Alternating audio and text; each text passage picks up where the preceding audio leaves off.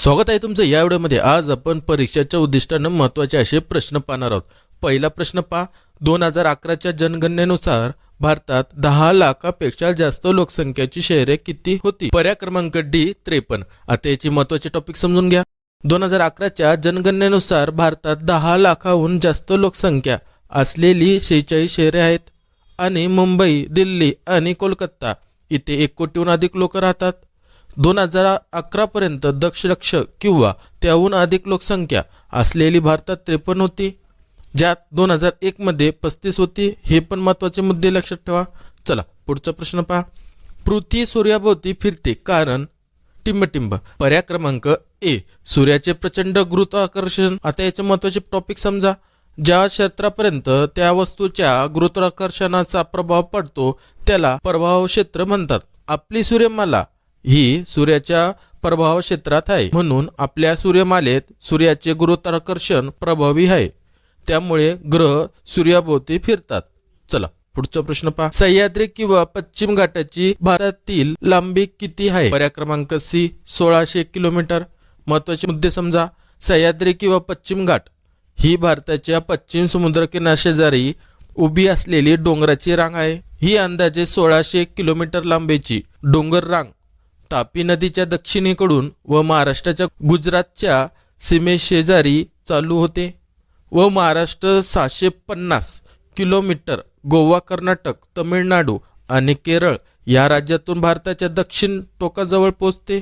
यमुना पर्यटन ही मराठीतील पहिली स्वतंत्र सामाजिक कादंबरी कोणी लिहिली? बाबा पदमनजी। महत्त्वाचे समजून घ्या याचे पॉइंट। यमुना पर्यटन उपशीर्षक हिंदुस्थानातील विद्वांच्या स्थितीचे निरूपण। ही मराठी ख्रिस्ती धर्मप्रसारक बाबा पदमनजी यांनी लिहिलेली मराठी कादंबरी आहे।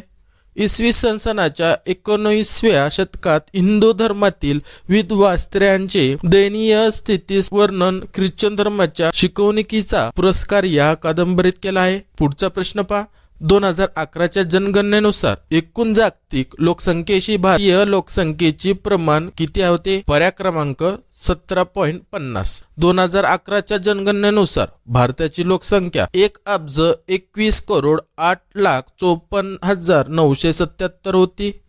2001 पासून भारताने त्याच्या लोकसंख्येमध्ये 181.5 दशलक्ष जोडले, जे ब्राझीलच्या लोकसंख्येपेक्षा थोडे कमी आहे। जगाच्या पृष्ठभागाच्या 2.4% क्षेत्रासह भारताची लोकसंख्या 17.5% आहे। पुढचा प्रश्न पहा, रात्री जमिनीवरून समुद्राकडे वाहणाऱ्या वाऱ्यांना टिंबटिंब म्हणतात। पर्याय क्रमांक ए मतलई वारे। आता या रात्रीचे जमिनीवरून समुद्राकडे वाहणाऱ्या वाऱ्यांना मतलई वारे म्हणतात, पण महत्त्वाचं या ठिकाणी समजून घ्या, भूमध्य वारे देखील त्यांना म्हणतात। खालीलपैकी केव्हा पंचवार्षिक योजना न राबवता 3 वार्षिक योजना राबवण्यात आल्या होत्या? पर्याय क्रमांक बी 1966 ते 1969। याचे महत्त्वाचे मुद्दे समजून घ्या।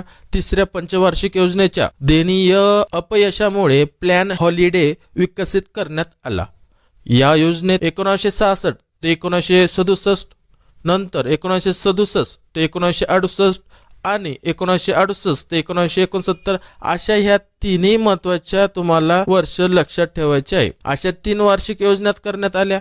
या योजनांमध्ये प्रामुख्याने तिसरी योजना अयशस्वी झाल्यामुळे होणारे आर्थिक नुकसान सुधारण्यावर भर देण्यात आला होता। भारतात सर्वात मोठी पश्चिम वाहिनी नदी कोणती? पर्याय क्रमांक बी नर्मदा।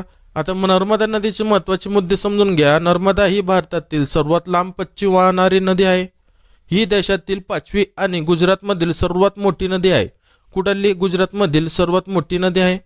ही मध्य प्रदेशातील अमरकंटक पर्वतरांगाजवळील उगवते आणि मध्य प्रदेश, महाराष्ट्र आणि गुजरात मधून जाते, केम्बेच्या आखाताला मिळते। पुढचा प्रश्न पहा, जनता दल युनायटेड JDU पक्षाच्या अध्यक्षपदाचा राजीनामा कोणी दिला आहे? पर्याय क्रमांक ए राजीव रंजन ललन सिंह देखील म्हणतात।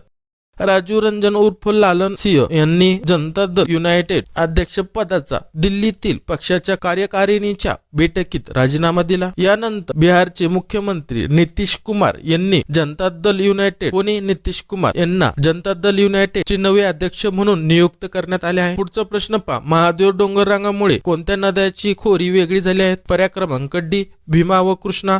महत्त्वाचं समजून घ्या, भीमा नदीच्या खोऱ्यात दक्षिणेस शंभू महादेव डोंगर रांगा आहे. शंभू महादेव डोंगर रांगामुळे भीमा व कृष्णा नदीचे खोरे वेगळे झाले आहे. कोणत्या कलमान्वये राज्यपालाच्या कर्तव्यावर असतानाच्या कृत्याबद्दल कोणत्याही न्यायालयात खटला चालवता येत नाही. पर्याय क्रमांक बी 361. महत्वाचं समजून घ्या.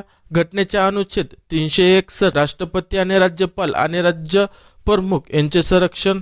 चला पुढचं पहा.